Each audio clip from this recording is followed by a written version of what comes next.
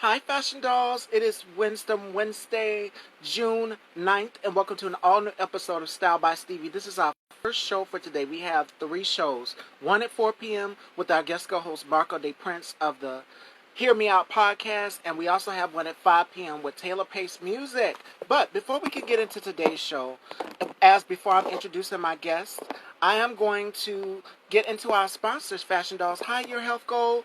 Today's show is sponsored by Lush Mahogany Cosmetics, the newest cosmetics line exclusively under Exclusive Beauty for women of color. And as you guys can tell, I'm wearing some of it today. I want it very clean, very natural, not too much. I believe in natural beauty more than anything.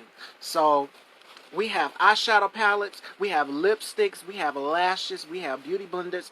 You name it, we got it. And our very special guest today is a fresh new face, new up-and-coming actor, singer, songwriter, music director. He does everything. So, I'm sending him the live right now, letting him know to come in and join. He is very handsome. I can't wait to get into this interview. Also, I'm giving away a trip for a $50 rebate card. So, you'll be able to golf and go on a vacation at the same time. And this expires November 30th, 2022. Take advantage. Nobody won it yet. I need you guys to go and shop with our girl, Miss B. Keener at Bedroom Candy and Travel Destiny Worldwide. Go and book your trips, vacations. Make sure you guys go and do that. Let me let him know that I just sent him the live so that he can jump right in. All right, he's here, ladies and gentlemen. I was just about to message him. But those are our sponsors for today. And also, I would love to give a shout-out to our girl, Babs, at Blue Haze Clothing. Make sure you guys go and check that out as well, too. All right, without further ado, let's get into this interview. Can everybody hear me? Can everybody see me? Let me know if it's like a glitch, if it's like a lag. Welcome to Style by Stevie Talk Show, Fashion Dolls. Let's get right.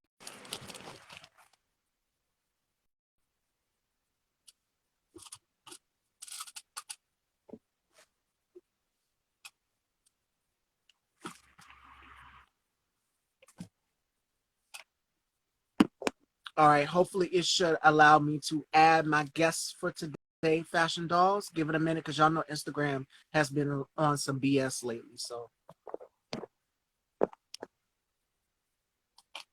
all right, thank you, Your Health Goal. Make sure you guys share this live. Let them know this show for today. All right, and welcome to the Doghouse.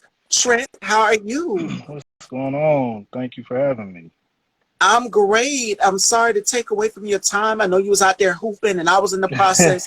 Just timing in general. Y'all know, you know how women are. We have to be perfect in every single way. Yeah. So let's get into today's show with our very special guest, Trent, ladies and gentlemen. Welcome to the show. Thank you. Okay, so you're a fresh new face, new up and coming actor. You do music as well too. So tell us a little bit about how you got started and where you're from originally.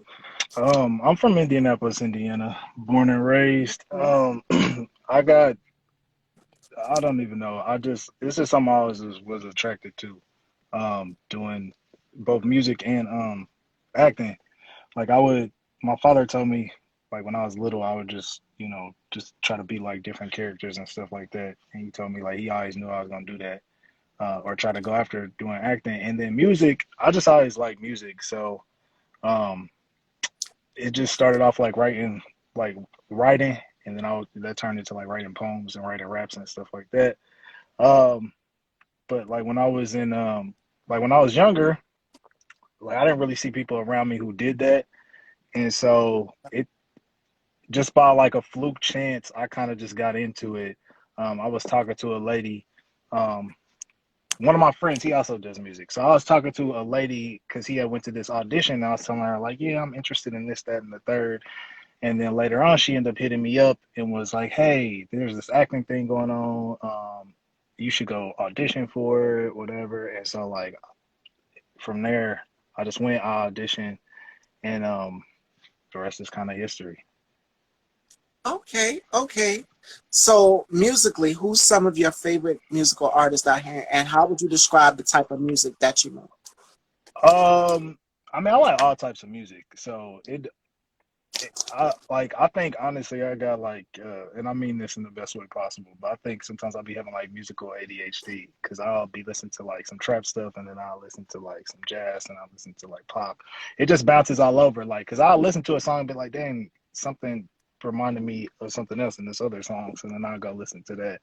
But I listen to everything. As far as just being inspired by people, um, I mean, obviously, but like you got to put the greats in there. So when Oh it comes yeah. to like hip hop is my favorite genre. Like I don't think that's ever gonna change. To be honest with you, like I like and I listen to other genres, and I try to learn about other stuff too. But just as a young black male, that kind of like is what's fun to me. Sorry, I feel like I'm doing like a post game interview because I'm wiping sweat like off of my face. We literally just got done hooping. I feel like doing a post game NBA interview. But anyway, um, yeah. So I think that's always gonna be like my favorite. But so when it comes to automatically, what I think of is like Hove or just Pac or somebody like that. But then I also like I'm really I got away from being like a pretentious like that's not real hip hop type person, and I try to listen to Right. everything. So I listen to like all the new boys that's coming up as well. Um, but yeah, did that answer the question? I'm sorry. Yes, it did. All Yes, it right. did. There's so many people out here in the music world, so many up and coming artists. I've done so many interviews throughout the past few months, throughout the past few years. And Yeah. one thing I always tell people all the time is there's a lot of new up and coming indie artists out here, Mm-hmm. and they deserve to get their flowers as well too. They just don't get it enough, especially when this pandemic first hit. That's going to be my next part of the conversation here is Mm-hmm. that when COVID first came in 2020, what was your thoughts? Where was your mind? Because I knew a lot of actors and artists wanted to go to all of these auditions, and due to capacity, they have to cut down on how many people can be in the building at once and so many different things. How has it reflected with you? Um, so when it first happened, like I was just like I was kind of like skeptical like everybody else. I was like, oh, well, it's probably not gonna be as bad as it was. Like that first Right. weekend in March, and then when they shut, like we was actually on our way. So it happened, I think, in March for us. So it was like we was on our way that week to go to Chicago as a group to go film some stuff. And so one of the people hit the group chat, one of my people that I go to school with, and was like, oh, I don't think we should go this weekend. Like this stuff looks really bad. And I was just like, oh, what? Oh, like we'll be all right. And then like literally, I think either later on that day or the next day, it came out like nobody can leave. Like they put the bans out or whatever. People don't leave their homes and stuff like that. And so I was just like, oh, okay. And then, but like it's crazy because I was working at Amazon at the time, and so I was still going to Wow. work every day. I was still going to work every single morning. And so my situation of just being at home wasn't exactly the same. But when it comes to like artistry and stuff, like it affected it a little bit. Like obviously we couldn't film. I had some other stuff that probably was in the works at the time that couldn't happen. And it wasn't really until the fall that we really got back to doing um, certain stuff. So yeah. It's been difficult on a lot of artists out here 100% because it's been so much going on with just people's mental health and it's wellness business. So my be remiss, and I apologize for that if for getting to ask how are you doing, how are you holding up with COVID. There's so many things going on, especially within the black community with mental health and stuff. And I know it stressed you out when this thing first hit, because even me, like I was doing a lot of exercising, everything. Mm-hmm. I could tell you one thing that this has taught us is it's taught us that we have to come together 100%. Mm-hmm. And things that we wanted to do have been put on pause. Mm-hmm. Because trust, whatever you were working on, just let's along the way for something better to come Yeah. up. So shout outs to my girl Mel's Dessert in the audience and my co-host Marco the Prince, who will Hey, be with me today at 4 p.m. 5 p.m. we have Tyler Pace Music. So you guys are getting nice, 3 shows back to back. nice, But right nice. now we're here with Trent K. Hawthorne, who is here to talk about his upcoming music career. Fresh new face, fresh new artist. And it's so funny how the powers that be put us all together, because I also met Marco the same way I met you, IMDb. Marco has his Oh, podcast as wow. well. So yes, you guys have extensive resumes of work, and it just needs to be out there. So I know a lot of people are like, well, does she always interview just big names? No, I interview people that are just like me, who are also trying to get their names and their platform out there as well too. And 2020 has also taught me another thing as well too. For the creatives out here to support Black-owned businesses more than Yes, anything. So my absolutely. girl Mel here is all the way in the UK. So y'all make sure y'all go and check her out, support her Yeah, 100%. We're all nice. about supporting Black owned businesses here. Shout outs to our sponsor, Exclusive Talana, also Black owned. You guys know that I am the brand ambassador for that. So you see me wear different hairstyles, different makeup, all of Yeah, that. nice, Shout outs to our girl, Talana, and the glam team here. nice. But 100%. So, where do you see yourself in your music career and your acting career in the next few years? You know, so music kind of been on hold. I'm not even gonna hold y'all up.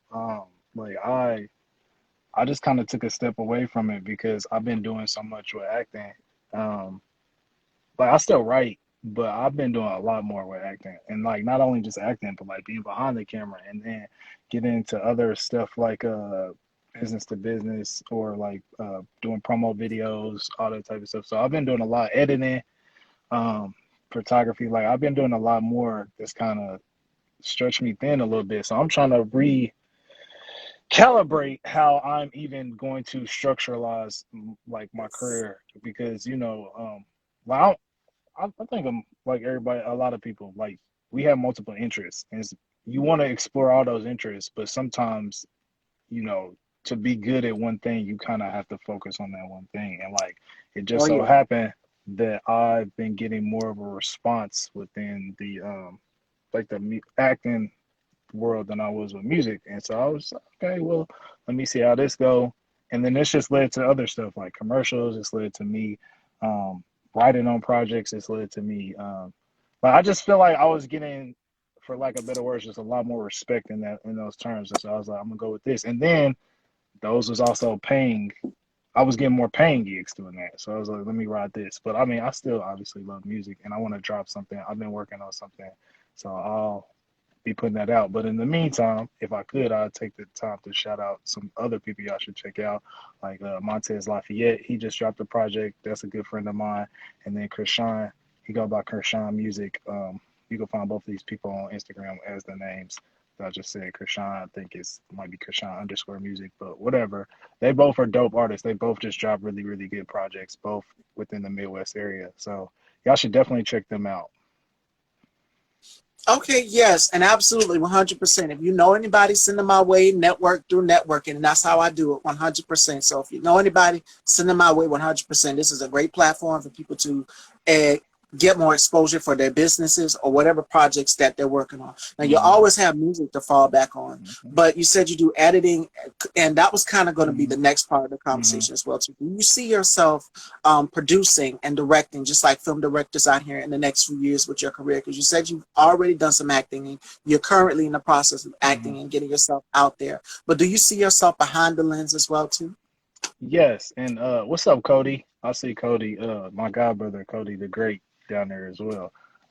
But yes, I do see myself just being behind the scenes. I think it's important, as you were just talking about black owned business. I think it's important for us Yes. to take back our ownership and understand our powers.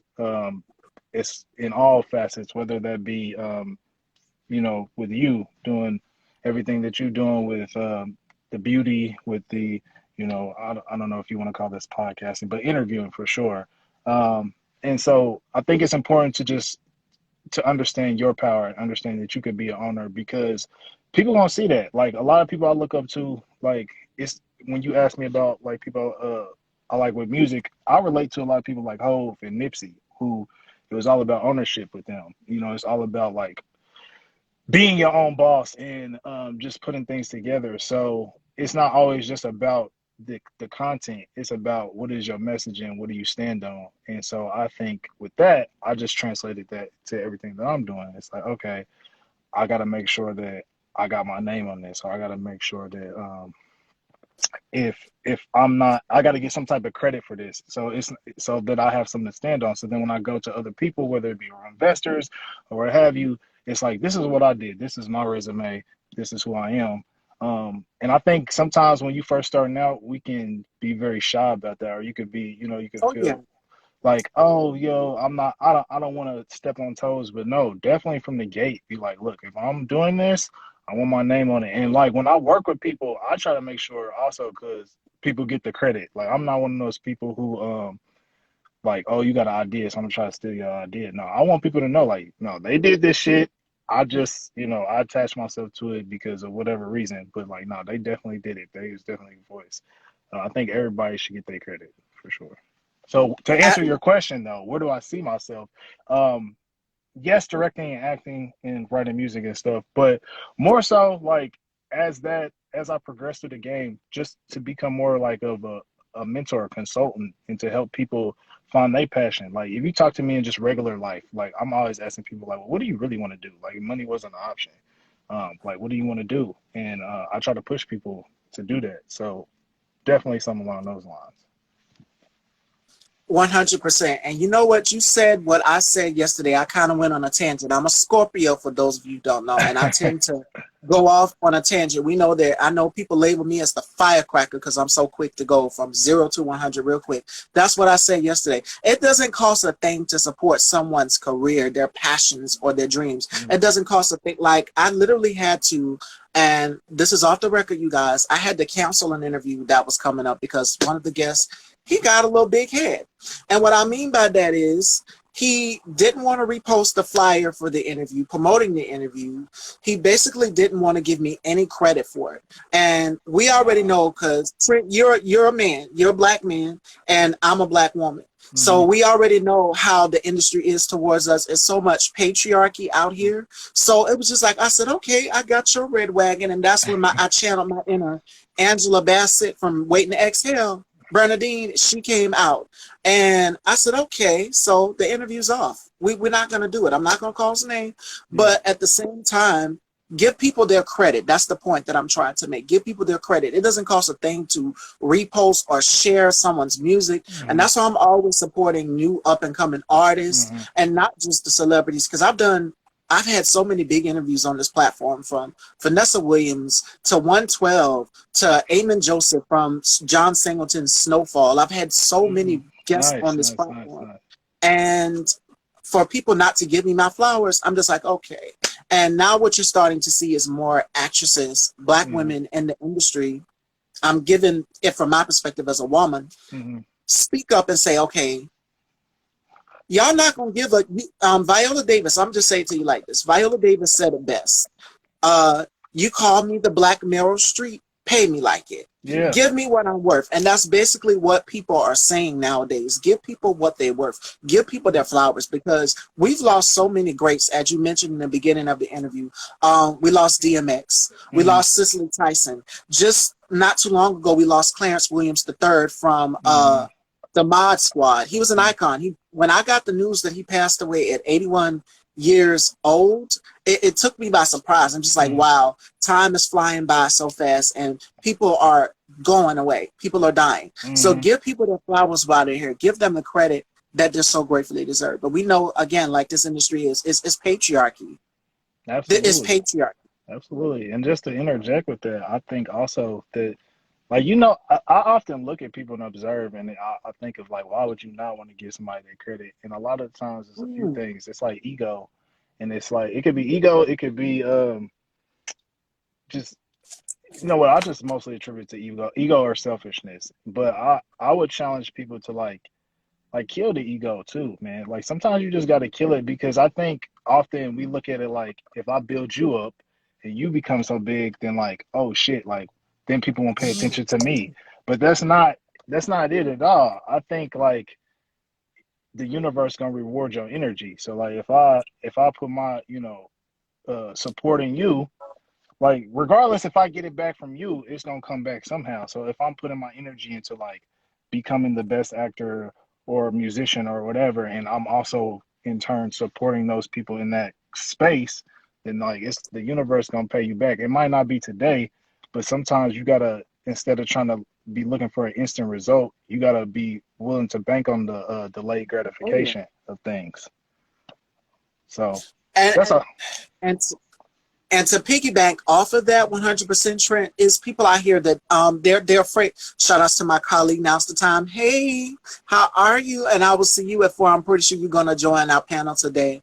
But give people their credit. Give people what's so gratefully due, because just for us in general as Black people, it's been difficult for us. And I'm gonna go all the way back to the early 1970s up until the 60s, up until the 50s. Hattie McDaniel was the first African-American woman to accept the Academy Award. If it wasn't for her, this wouldn't be the milestone for the Sidney Poitiers and the Ruby Dees and the Nina Simones and all of these upcoming artists out here, like the Denzels, the Kerry Washingtons, the Tracee Ellis Ross, the Regina Kings, all of them, they've paved the way so that we can have these big names out here, like a Monique, like a Octavia Spencer, a Taraji P. Henson. So many people out here just don't want to give Black content creators their credit. So I agree with you on that 100%. And that's a conversation that's been had for years. And that's why I invite a lot of new up-and-coming actors, singers, songwriters on my platform, just to give them the credit that they so gratefully deserve. And they give it back to me in return. But that particular individual today, like I said, I got his red wagon. I got his one up. You know, we know Scorpios, we're very petty from time to time. So I had to do it, because for so long, Black women and the industry, just in the film industry, we've seen what happened with Monique with the whole blackball situation. We've seen what happened with Viola Davis and so many other actresses that have spoken out and said, okay, just being a female in the industry in general is difficult. And I have two, everybody thinks that Style by Stevie is mine now. I have 2 male co-hosts now. So I'm just like, y'all would never understand what women we go through just to get where we're at on top. It's difficult being a Black woman in general. And 2020 alone has been very, very difficult, and has shown us that we have to protect the Black woman more than anything. And I hear about it a lot. yeah. I actually, like, I have a lot of women friends, and like we talk about these things a lot. And another thing I think, like, yes, to acknowledge, we do need to protect the Black women, and I think and just women in general, I think we definitely got to do that for sure. I think we need to, but we also need to start having hard conversations, because I think often we, I think often we're at odds with each other, and in that opposition, we don't have the conversations that we need to have, whether it's about like how to treat each other, or whether it's about like what do we expect in relationships. The way we communicate is off, and I think a lot of times when we're having these conversations, the point that a woman may be making and the point that I as a man may be making, like, we're arguing 2 different points, and so that creates a further schism between us. So we have to understand, how does the other sex comprehend information. I think that's very important as well, and I have these talks all the time, and it's frustrating, because you just want the person to see your angle. But again, I would challenge people in that aspect, is to, like, when you're talking to somebody, when you're debating with somebody, or even just having a discussion, the point is not to argue to win. The point should be to argue to understand, because I truly want to understand, like, how can I be a better man to women?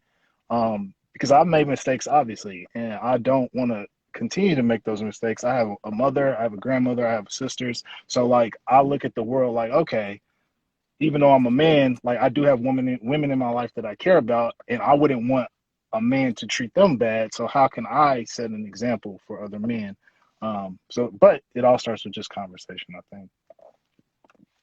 And you know what else that goes into? The A word. This is what accountability looks like. Because I know everybody's like, well, why does she go so hard on the men on her platform?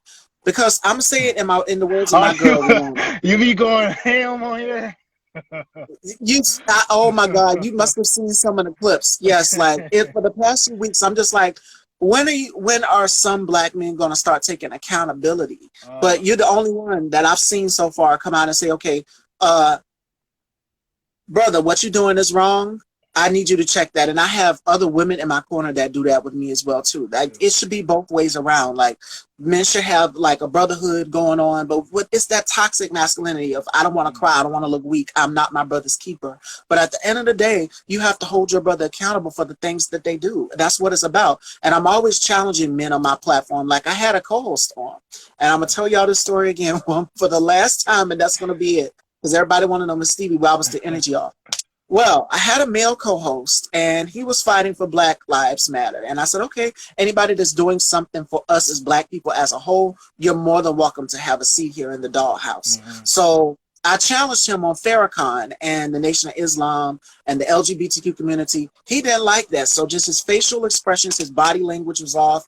And the show was just the show energy. Everybody in the audience just could tell. Like I challenged him. I said, well, do you know that he said some problematic and dangerous things that are harmful to the people in the LGBTQ community? And he was just very dismissive, like, I don't want to talk about all that, just kind of like looking off to the side. I said, okay, you're one of those. You're one of those type of brothers.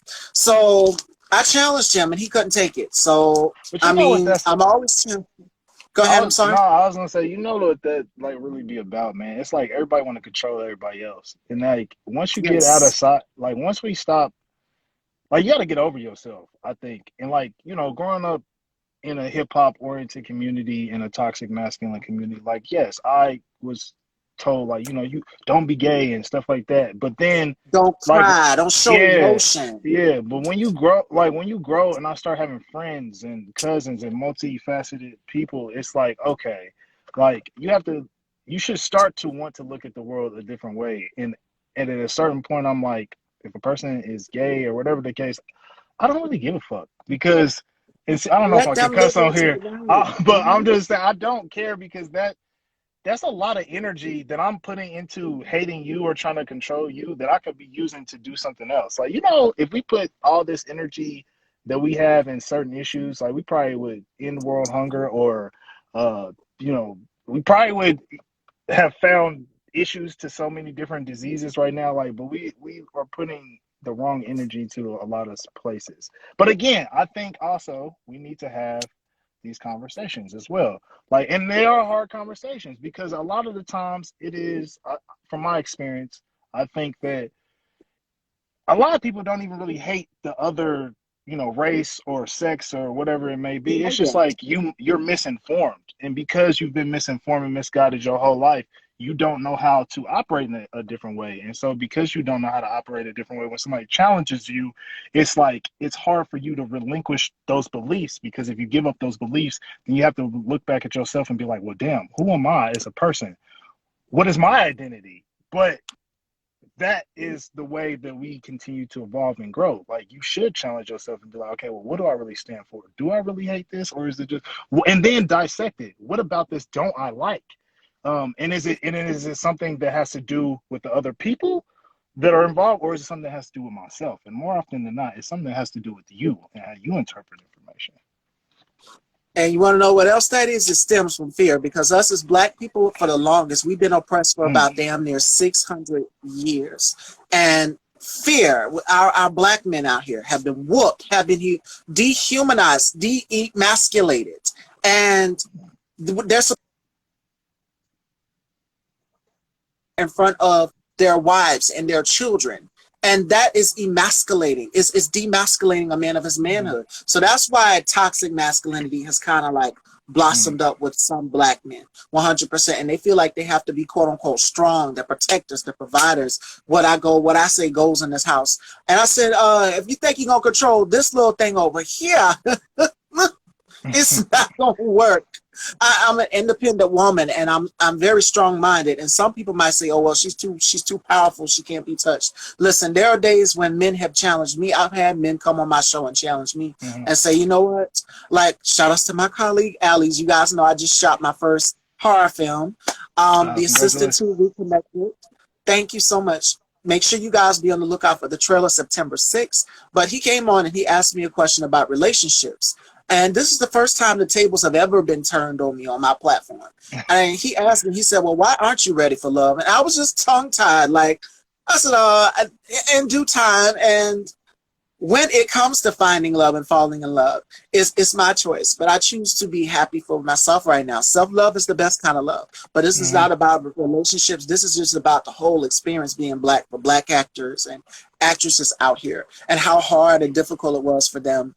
The ones that I just named previously, like the Hattie McDaniels, Dorothy Dandridge, Sidney Poitier, Hmm. Ruby Dee, Ozzie Davis, the ones that came, Sister Tyson, the ones that came way before the Kerry Washingtons and the Denzels and the Hmm. Viola Davises and the Octavia Spencers. They've had to go through challenging things. Just being black in general was a Hmm. strike for them. So for us in the black community right now, there's so many things we have to support, because there's people out here, we're so quick to support Italian fashion brands. And Oh don't get my me God. wrong, I don't want to Yo, seem like a, can go I ahead. just get a I want to support black owned business, specifically black owned jean makers, like jeans. Mm, So like, but I mm, understand from a black a dude who I went to school with that wanted to do fashion that was black. He said denim is so hard to like, it's expensive, and so it's hard to, I guess, work that. I don't know how the fashion industry really works, but if any mm. black owned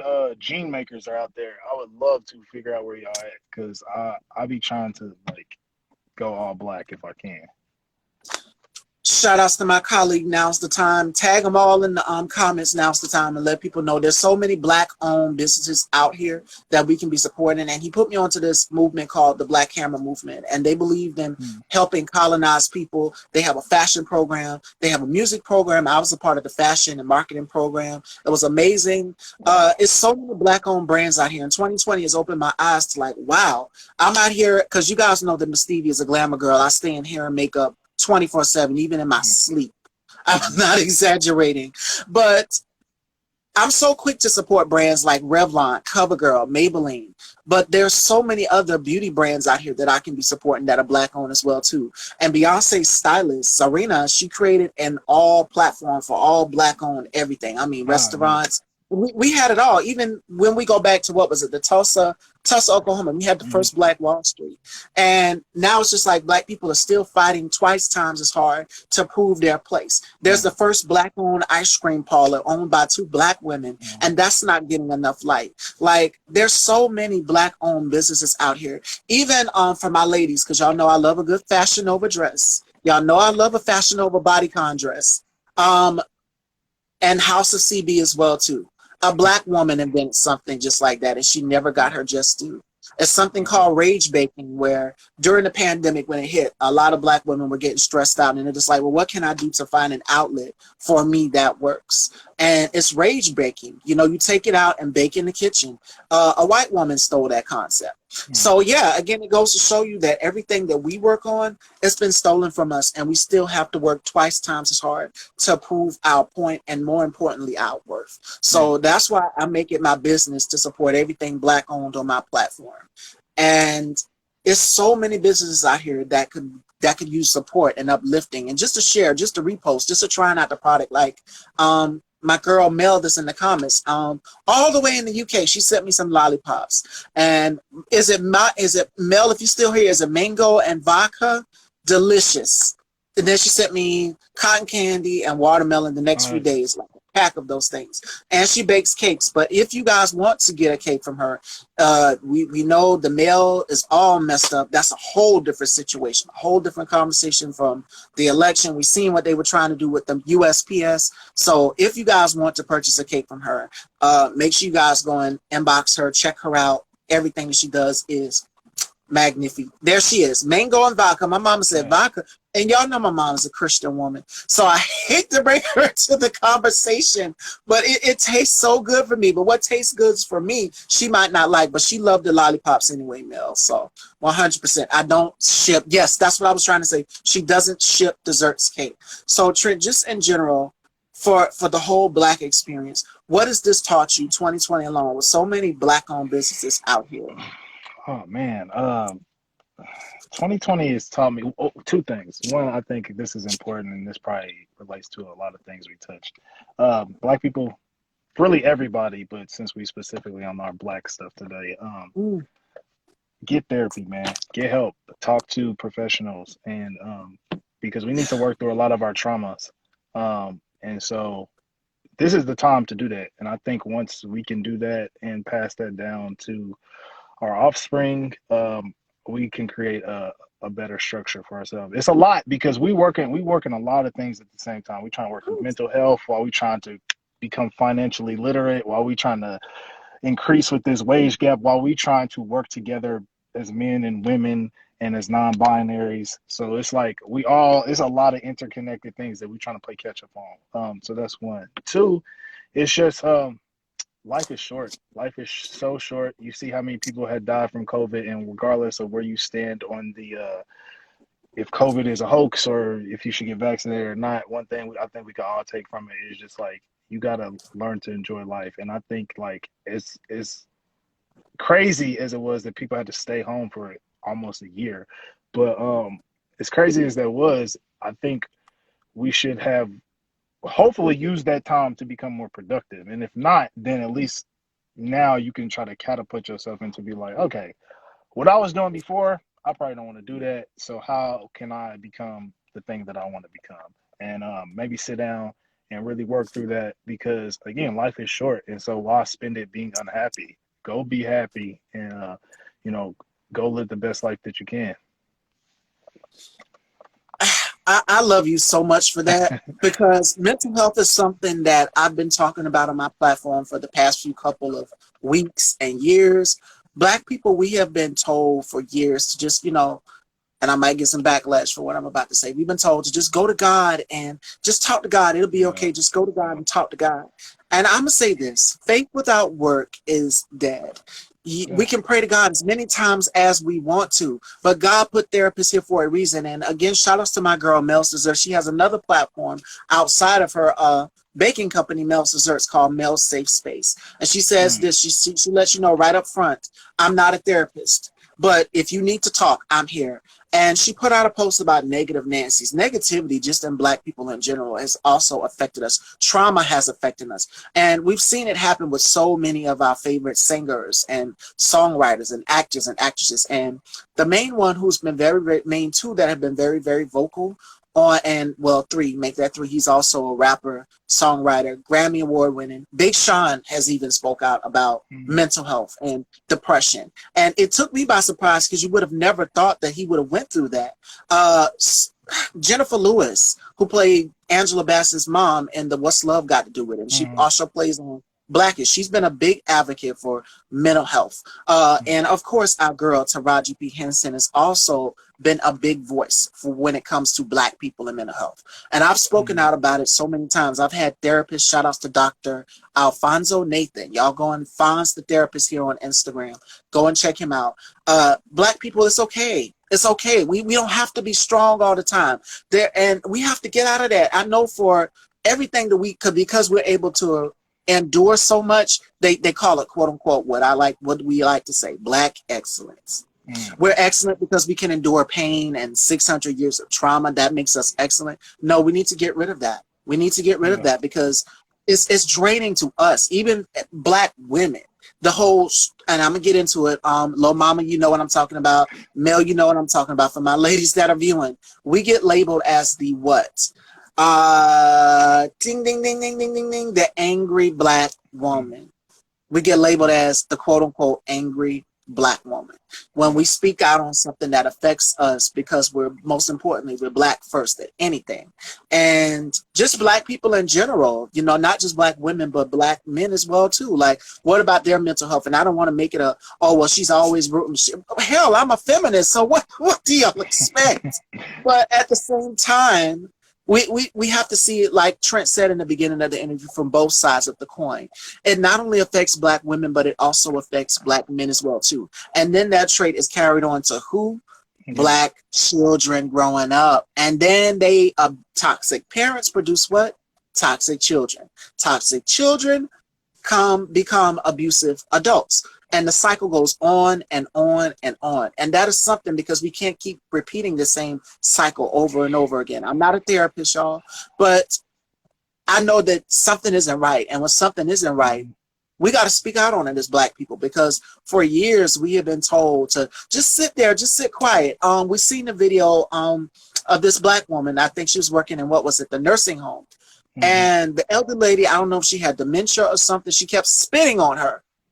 Now, see, if it Uh, was me, that would have had I a saw that. you would Yeah. have, yeah, Yeah. you would have, Nana would have been crashed through that wall. I'm sorry to say it, but Nana would have been crashed through that wall, knowing me. Uh, it But could have been dementia, but that's what I'm talking about. The point that I'm trying to make here is that Black people, well, I think we've also been, too, Stevie, yeah, like people, we gotta understand, like, cause you talked about Taraji P and Big Sean and just other people. yes, Like, remembering that people, like, no matter what level of life you are, like, people are still people. mm, Like, you still have emotion, and like, it don't matter how much money you have or don't have, but like, if you never dealt with the shit that made you feel how you feel, like, no amount of money is really gonna erase that. In fact, it actually it actually kind of enhances those things and makes it worse. For instance, mm, and I don't know his specific situation, but just from an outsider looking in, like DMX, how we lost him.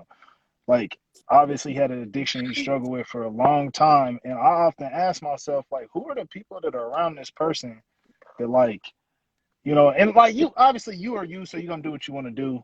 Again, I'm speaking just out of observation, but it's like, man, you would think that, like, with somebody who's so successful, and I'm sure it feeds a whole bunch of other people, not just himself, that you will want to kind of protect that person, and like that's not always the case. And so we have to remember that people are people, and like they need help. We all need help. So yeah, get that mental help. I love what you just said so much because that's also something that people be careful of the company that you keep. Be careful of the company that you keep because not all company is good company. And I've learned that along the way as my platform grows and more people, more eyes are starting to draw to this platform. I've had to cut people off along the way that are not there beneficially. If they're harmful to me and they're toxic to me, why hold on to them? We can't keep repeating the same cycle over and over again. Mm-hmm. That's called insanity. So there Mm-hmm. comes a time, and I'm gonna quote Mel on this. Negative Nancy's, you have to get them out of your life. They're Mm-hmm. toxic to your mental health. They're toxic to you. There's nothing wrong with telling someone, yo, like, I love you, but we just gonna have Mm-hmm. to cut ties. We just don't suit for each other. I'm just gonna have to let you go and be on your way. And I've had to do that with certain people along the way as well too, because Mm-hmm. they only are around me to see what they can get. And these are the Yeah, type of people that are not genuinely yeah, there. Like, you kind yeah. of have to, in the back of your mind, question, Mm-hmm. like, what are your motives? What are Yeah, you are here yeah. for intentionally? Are you here to be my friend, or are you here to just mooch off of what you can Mm-hmm. get off of? Because let me tell y'all about these vampires out here. These vampires that will try to leech on to you in your success. And you want to know what the garlic is? The ones that are out here hating, Mm-hmm. success is your garlic for the vampires. Oh, Let absolutely. that be your garlic. And that kills the vampires. They hate garlic. They hate it Yeah. so much. But So also whenever you try understand them, too. yeah, I was just gonna say, no, you was making a great point, Stevie. I was just gonna say mhm. also, but because I don't like yes men, I personally don't like yes men. But I Oh, think you also got to know the balance between somebody who really trying to give you objective advice and somebody who just want to see you like fail. So like, and that comes within you. You got to do a lot of internalization. So I just wanted to point that out mhm. as well. Because sometimes, like when I be talking to people, they be like, "Oh, you just being mean." Or like you're being an asshole. No, But no, it's like no, I'm trying to give you direct advice, bro. Like I don't stand to gain anything off anybody. I'm not even that type of person. So like you should also want to keep people around you who ain't just gonna feed your ego. Cause those people who just feeding your ego probably gonna see you jump off a cliff. And like that's what you wanna avoid. sitting up there praying on your downfall Yeah. behind the scenes. They smile in your face, and then the next thing you know, they sitting up there waiting on you to fall. And I'm gonna quote Nene Leakes with this. Nene Leakes said this on one of the Housewives at Atlanta reunions. You can't win when you playing dirty. The people out here Mm, that are not clapping for you when you win, they haven't been genuine from the get-go. You have to cut those people off. And I've learned that along the way as my platform grows and mm, I network with more people. I've had to cut people off along the way. Just like, okay, you weren't good for me. You've been harmful to me. You do not support my vision. You don't support my growth. You're just mm. there to get what you can get. And those are the type of people who are opportunistic, and you just have to cut them off. Yeah. Again, be careful of those energy vampires. I'm telling y'all, it's a thing. Yeah. Absolutely. 100%. Because this industry, entertainment industry in general, it can either chew you up, you can make it, or it can break you. Yeah. And Absolutely. I have realized along the way that you can't allow certain things to break me in this industry. Yes, it's going to be challenging. Who doesn't go through challenges? There's going to be bumps and cracks in the road. Not everything is going to be pitch perfect, but it's up to you to define how you tell your story, and more importantly, who you choose to include in that story. And if the person that is, like Trent said, you don't want them to be seem like they being an asshole. These are the type of people that you want to keep in your life, and the ones that are not there, they're just there to get what they can get. And I've realized that along the way. You know, as much as we try to do to help one another out, and that person is not being grateful, or they're being ungrateful, quote unquote ungrateful, those are not the people you want to be around. And it's like Mel said in the comments, Nathan naysayers, they're just negative. They don't see it for you. They're toxic, they're bad, they wish bad on you. But guess what? There's this thing called karma, and baby, she's sharpening her nails and putting on her 10-inch stilettos, and she's walking in that bar saying, tapping you on your right shoulder saying, hello, you didn't think I was going to come back? Yes, absolutely, 100%. I believe in karma, that what you put out in the universe is what you get back in return.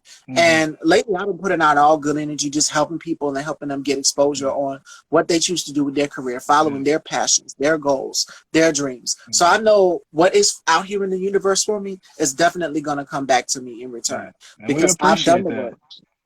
You appreciate that as just the creatives and artists. If I were to speak, I mean, I appreciate that you just reaching out and allowing me to come on your platform. And I totally agree. Energy is and karma is real. And I sleep great at night because the moment I stopped lying to women, my karma and my energy been so much better. So it is nice. It is nice. And it's not only that, Trent, but it's that conscious. That conscious will eat you up. I remember in my past, I used to do things, and I hurt someone just recently, but I take accountability for that, and I apologize to that person 100%. And more importantly, your conscience will haunt you. For people out here who don't believe, oh, well, it ain't going to bother me. I ain't bothered by it. I ain't worried about nothing. When your ass can't sleep at night, then you start to wonder why. You start to wonder why. God make it so, because God sees everything. And some of y'all don't believe, some of y'all might not be faith believers, but God sees everything. And he said, okay, I see you out here mistreating this person. I'm going to make it bad for you. And you have a horrible day at work the next day, and you don't get the position that you want. It's because you did something to hurt someone. And at the end of the day, it's about what I said in the beginning of our interview, accountability. How do you take it? How do you take a responsibility for your actions? How do you take ownership for your part of what you've done? And listen, Miss Stevie's not perfect, as beautiful as I am. Hello. But at the same time, I've had to take accountability for certain things that I've said to hurt someone. I just out of being mean or being malicious, I've had to come back and clean it up. And there's nothing wrong with going up and cleaning up your mess, because you know what? And I'm going to bring age into this as well, too, because I'm 27. A lot of people will not believe that. But I've experienced things up until from my teenage years up until my adulthood now, 27. And pushing 30. So, Lord, y'all probably see me in a wheelchair pretty soon, or a walker. But as I was saying, as you experience things throughout your youth up until your adulthood, when you turn 30 or when you turn 50 or 40, it's a whole new mindset. It's a whole new mindset. You can't do the same things that you was doing when you was 18, 19. And I was a little bit of a hothead. Like, I would always be getting into it with bullies, standing up for myself. Like, oof. Every time you look around, it would be a desk flipped over in the classroom or something. I didn't get in trouble. I was very similar in that aspect. Yes. I was a hothead when I was younger, and I've just been trying to be way more chill and pragmatic as I've aged gracefully. Even in general, when it comes to anger, because that's also what we're talking about now, which is mental health, depression. We have to find another way to channel it. And me, back in the day, I would be ready to fight. I'll be ready to cuss somebody out. I'll be ready to do all of those things. But now, as I'm 27, and I've got this platform now, I've okay, I got to reimagine certain things. If I'm feeling angry or I'm feeling passionate about something, talk about it. talk to people. There's people out there that will listen and give you dialogue, like we're having great Mhm. dialogue right now. Hey, Marcus. And more importantly, don't harbor onto that anger, because that anger will eat you up. And my mama would always tell me this when I was like 16, 17, 18. Uh, Trouble is easy to get in and it's hard to get out. How many of y'all heard that before? Because a Yeah. lot of y'all heard that. We be fighting, so you have to come up to the schoolhouse and all these things. Well, I haven't gotten in any fights, thank God. I Yeah. hadn't had that, but my temper, when people would bully me, and it's just like a ticking time bomb. It takes one And thing to it set me don't off. it really it's really usually over minimum stuff. That's why I also will go back to like you treating people like people and watching what you Mhm. say, because one, you never know what somebody going through, Oh and yeah, then when it's like you in a situation and just dealing with something, this takes work. This takes a lot of work, and it takes evolution. But like when something's going, just slowing down and be like, okay, is this worth the outcome that may happen? You know what I'm saying? So like, because a lot of times, like you'll get in stuff. I know just from hooping, like things can get escalated, and like people done got in fights over hooping. I've been in a situation personally before where guns got drawn, so it's just like, and like you know what I'm saying, like it could be really, you could be dead over something, or you could go to jail over something that's just like that wasn't even worth it over a basketball game because somebody was busting your ass, from the 3 point line or something. Like it's just never. A lot of these situations just never be worth what we try to make them into. It's not worth throwing your life away or just getting into trouble, as you were saying, at all. Marcus says, I know her personally, and he does. Everybody knows Miss Stevie because we've been on this little app. I know y'all heard of Big O. We were on the lobby app, and yeah, I would have my days on there. There would be days. That's what people mainly know me for. There will be days when Miss Stevie will be going off on a tangent, and I'll be like, okay, I got you. I got you. I said, I'm not going to sit back and wait on karma. I got you. I'm gonna react, and that's Scorpios for you. It's the petty. It's that petty deep down inside of us. We internalize things, and then once you least expect it, we strike. But me, I figured out, okay, I got a different way to strike. I'm just gonna go on ahead and I'll throw a shot at you here or there, but I'm gonna do it in a classy way, and then I'm just gonna Yeah, drop it. It's gonna be over. Talk about it, let it go. At the end of the day, because this anger can get you in trouble, and we don't need no more black people in jail. Like it's enough going on with mass incarceration out here with black men and women in our country. We don't want to be another statistic. That's the yeah, last thing we need. So yeah, therapy is an outlet for everyone, and I'm not just talking about for black men, but for myself as a black woman. There's nothing wrong with getting therapy. There's nothing wrong with talking to a therapist. Even me, I have my days. I got a diary, and I figured out, you know what, write about it. As a journalist, that's what I do. I write. I talk about the topics. I find articles. I find points to talk about on the show, and that's therapeutic for me. And not only that, but every girl loves this next thing that I'm about to say. Retail therapy has been my best friend during the quarantine. Online shopping is a must, and I love it so much. So, yes, find an outlet that works for you. It doesn't have to be spending money or going shopping. It can be writing in your journal, or like Trent said, because when I messaged him, the time was completely off. I almost forgot that our interview was today, and I messaged him. I said, you know what, I'm in hair and makeup. Let me go ahead and get in hair and makeup right now. I said, I'm a woman. It's a process. We got to make sure that we're, everything is going to be online. He said, let me go shoot some hoops. So my brother was in the military, and that's what he loves. He loves basketball, yeah, and he went in the military. He's working. He's staying in Charleston with his girlfriend, and they just came back not too long ago to visit. And he loves basketball. He loves sports. Him and my father, they love mixed martial arts. They love boxing. They love sports. It's a man thing. It's a man thing. I'm a woman. I just wouldn't understand. So yeah, but shopping and fashion and talking to my mom. Me and my mom, we love getting our hair done. We love going to the hair salon, and I'll do her hair, or whatever. And it's therapeutic for both of us. So she's always mm, asking me what beauty tips can I go to? Because everybody's asking me, what can I use on my face for this, and what can I use on my face for? That's a whole different conversation. But the point that I'm trying to make here is find an outlet that works for you. It might not be therapy, but make sure you are talking to someone about your problems. Because mm-hmm, when you harbor onto this anger and someone sets off that trigger, and I'm gonna use the old adage of when you shake up a soda and you unscrew the top, what mm, happens? All the yeah, contents spray out. So mm-hmm, please find a way to channel your anger into something. Trust me, it's worth it. And it's worked for me. This platform has really helped me majorly a lot. to just my interaction with people on here. And not only that, but in the real world as well too. And people will come up to me. They will actually come up to me and they'll say, "Oh my God, I love your nails. I love your hair." And Yeah. just that sparks up a conversation. So compliment someone, talk Yeah. to someone, spark up a conversation with them, because like Trish said, you never know what a person could be going through. And even me, I've encountered things along the way, challenges here and there, but it's all about how do you navigate it? How do you get through it? Yes, self-care is essential and paramount. Shout outs to Alex, who's the director of the horror film that I starred in, The Assistant to Oh, yeah. Reconnected. So Nice. definitely, please go and follow him, Jonte Productions. And Alex, thank you so much for that incredible opportunity. I had no acting experience whatsoever. And this is what people know me mainly for, is talking and just speaking engagements in general and socializing and interacting and networking with people. But an actress, me an actress, no, I'm no Halle Berry. I'm not Viola Davis either. So, but I nailed it. Alex told me when we shot the film, and I'm going to use this as a story to get to the last point, because I don't want to talk Trent's head off. I know he's got other engagements. But the point that I'm trying to make here is, if you don't believe in yourself, and shout out to Lamar, who's also one of the co-stars as well too. Lamar said, "Don't jinx this," because I went in here nervous as hell. Like I said, okay, I'm going to fail. I'm going to forget my lines. And what if this happens? What if that happened? I was just predicting the worst.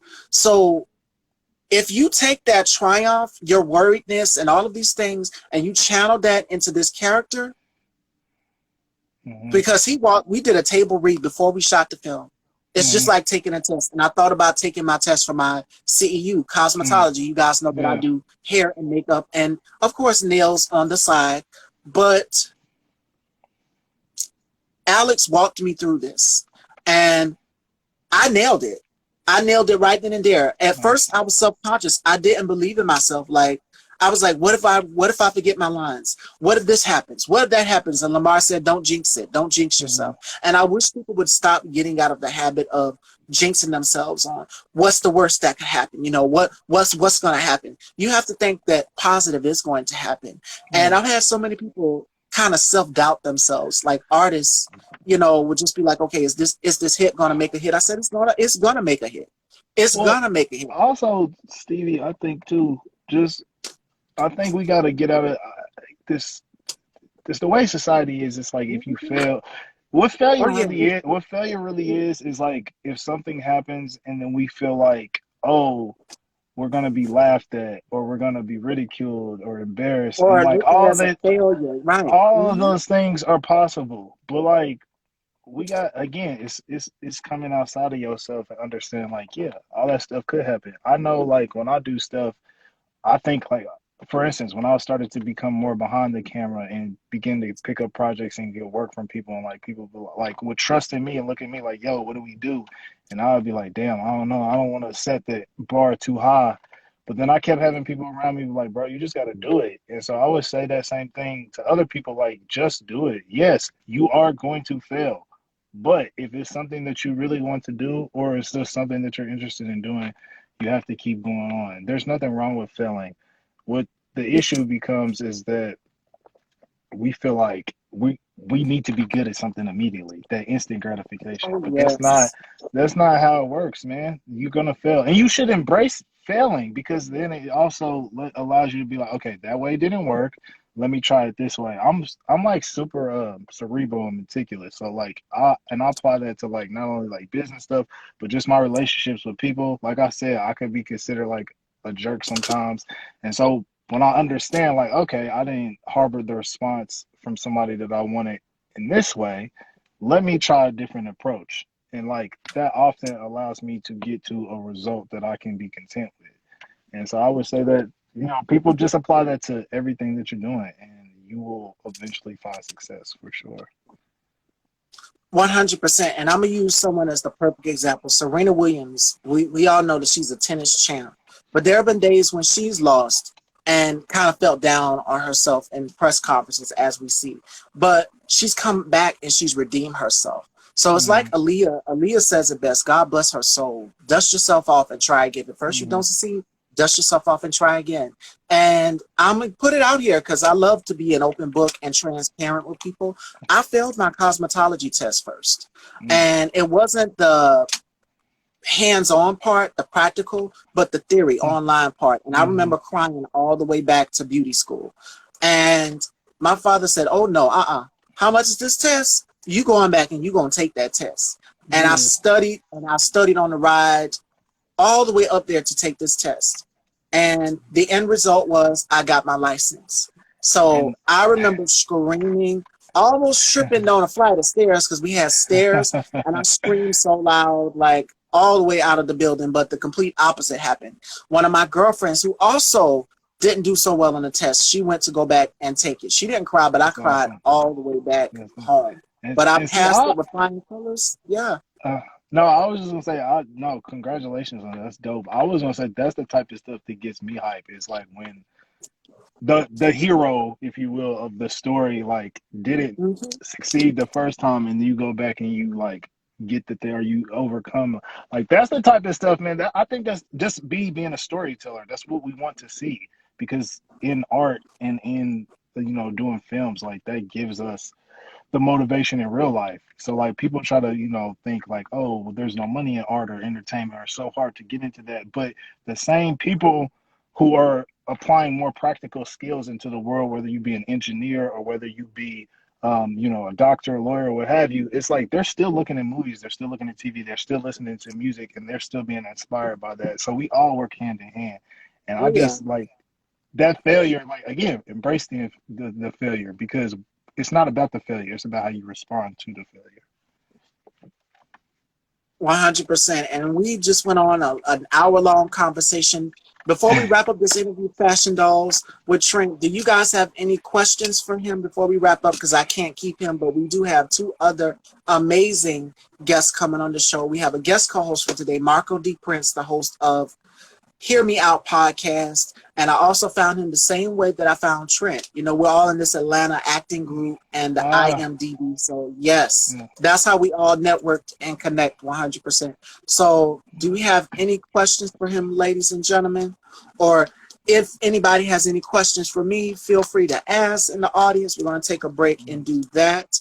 But this is just an overall amazing conversation. And this is what I would love to see more of us in the Black community do, and that is sit and have conversations Yeah, before we're so quick to judge and prosecute someone. yeah, Hear them out, hear their story. They might mhm. be on the other.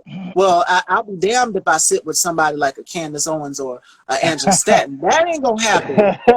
That's never going to happen. But I don't mind sitting with someone like a Monique or a Taraji P. Henson. I don't mind at all. Or Trent, I don't mind sitting with someone who's willing to hear both Yeah, sides of the spectrum. Who we all understand, for us as Black people, as colonized people, that we've all faced some sort of oppression. yeah. But yes, do we have any questions, ladies and gentlemen, before we conclude this amazing conversation? Because I can't keep him. I'm pretty sure Uh, he's got a uh, lot to uh, do. you're good. I just wanted to again thank you for just reaching out and having me on your platform. I feel honored, and especially since you didn't really know me, and it was just like you taking a gamble, so you didn't know what kind of person you was gonna get on here. And I really appreciate your energy. I appreciate the comments. I will be from now on when I see your name pop up, I will be sharing your stuff to help support you. Thank you so much. And that's what it's about. And whatever you're working on, you send it to me. And you're welcome to Yeah, come back to the dollhouse anytime. thank you. Y'all are all welcome to come to the dollhouse. If y'all Thank you. working on something, y'all inbox me. Y'all let me like, yo, Miss Stevie, I'm dropping a new album. I'm dropping a new EP. I'm dropping a new single. Whatever it is, y'all hit me up in my DM. Don't be afraid. And I think that's another thing I want y'all to I want to break about the whole Miss Stevie stigma, because I think people are a little intimidated about me because they've seen some of my past shows and they know, like I said, I'm a firecracker. I tend to go 0 to 100. Well, if it's something we're discussing, but don't be afraid to talk to me. Don't be afraid to DM me and let me know, like, yo, Miss Stevie, can I come on your platform? I don't mind. Mhm. Very easy to talk to. That's what it's about. I look for good conversation and I try to see the good in everybody that's doing something. And Yeah. if we don't have any further questions, ladies and gentlemen, last call before we conclude, because 4 p.m. Marco's going to be joining me, and we have Taylor Pace at 5 p.m. Tomorrow we have Devontae is going to be joining us, and Friday we have Ron Royster, who's going to be with us as well, to all new upcoming actors. All of these brothers are doing something positive. So it's What a Man Week here on Style by Stevie. We got some amazing, talented black men on this platform. So y'all please go and support them, support Trent and his projects and whatever he's working on, and let everyone know where they can follow you. Oh, it's just my name, Trent, TRENTKHR, on pretty much every platform, Instagram, my Facebook page, my Twitter, Snapchat, all that. Don't I'm gonna be honest. I kind of haven't been posting a lot of stuff, and not because I'm not working. It's just like I'm the type of person when I want to put something out, I want it to be like perfected. But I took this social media analytics class, so I think I know how to work the game now. So y'all definitely be seeing more content for sure, and I appreciate all follows. And yeah, if you got something going on, let me know because I would love to just connect with people and be interested to see what y'all got going on. And speaking of acting opportunities, Alex, are you here? Are you still here? I think you could use a new character in your trilogy. If you're still here, Alex, blink once or twice. I have to pair y'all up because just his vision of how he puts things together, his leadership skills, I commend him for that 100%. Like, Alex is an amazing director, producer, and actor. So y'all definitely have to collaborate with something. So any actors that come on my platform, I'll be sure to send them Alex's way. Because you guys know that I will not be returning to the trilogy. Oh, I know. But I will be interviewing some of the co-stars that are going to be in the upcoming film. So you and Alex, y'all have to collaborate on something. So Alex, if you're still here, check out some of Trent's work. Go and follow him. He could be the next star in The Assistant 3. Who knows? So y'all stay tuned. Appreciate it. Thank you. And again, you're welcome. Thank you so much. And I'll connect with you soon. Absolutely. We definitely going to talk because this won't be the last. He'll be here, ladies and gentlemen. We're going to bring him back again. And we definitely will keep in touch 100%. Sure. Whatever your project is, you just let me know. Sure, for sure. Thank you. Take care.